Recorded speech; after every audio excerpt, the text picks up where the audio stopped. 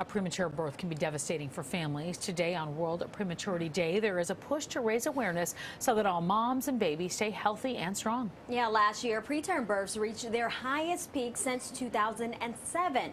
More than 18,000 babies were born before 37 weeks in the U.S., according to the March of Dimes. So joining us now to talk about it is high-risk pregnancy specialist Parijat Deshpande. Thank you for joining us. Thank you so much for having me here. All right, can we just first begin by you explaining what premature birth is and how that's different from preterm labor?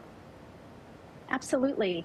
Preterm labor is regular contractions before 37 weeks that results in the opening of the cervix. That doesn't necessarily mean that the baby will be born preterm, however, because there are interventions that we can do that medical providers can offer to help people stay pregnant. Preterm birth is when the baby is actually born before 37 weeks. And there's a wide range of preterm birth, ranging everywhere from extreme preterm birth, where babies are born before 28 weeks, to late-term preterm, where babies are born between 34 to 37 weeks. And that matters because it impacts the care they receive after birth, as well as the risk for long-term health issues. So how common is it for babies to be born prematurely? It's a lot more common than we realize. As you just shared, in the United States, a little more than 10% of pregnancies end prematurely. Around the world, that number can go as high as 18% of pregnancies, which is a lot of babies. All right, can you talk to us a little bit about the immediate impacts of a premature birth, the impact it may have on the mom, the baby, and what the long-term risk could be? Absolutely. So it depends on the circumstances of the preterm birth and what caused it at that point, and that's what impacts mom and the birthing person. For example, they may have a risk of seizures or strokes or elevated blood pressure, for example. For baby, it's determined on how early they were born, what types of health issues they may have, including respiratory distress, anemia, neurological issues, or issues with the digestive tract, or any number of things like that.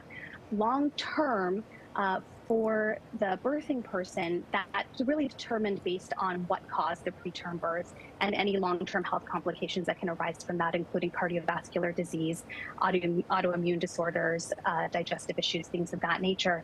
But there's also long-term impact of the physical and emotional effects of traumatic stress of having a baby born that early. And for babies, long-term, they are at risk of developmental delays, learning disabilities, motor delays, as well as a whole host of chronic health issues, the risk, of course, increasing the earlier that they're born. Well, so let me ask you this. Can premature babies grow up to have a normal, healthy life?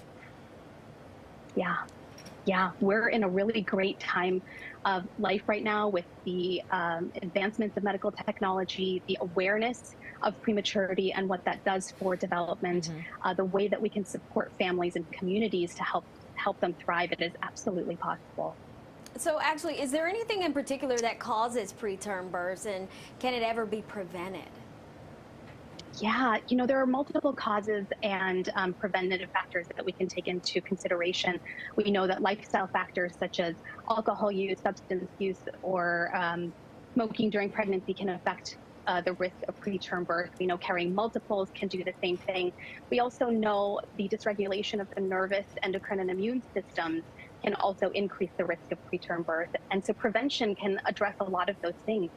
Access to high quality, regular prenatal care, healthy diet, exercise, and good quality sleep, of course, but also making sure that you're managing your chronic health issues before and during pregnancy, as well as making sure that you have the support to have a healthy functioning neuroendoimmune system can all work together to help prevent preterm birth. But I will also say that you may do all of those things and still deliver preterm. And I hope that if that is in your case, you know that it's not your fault, you didn't cause it.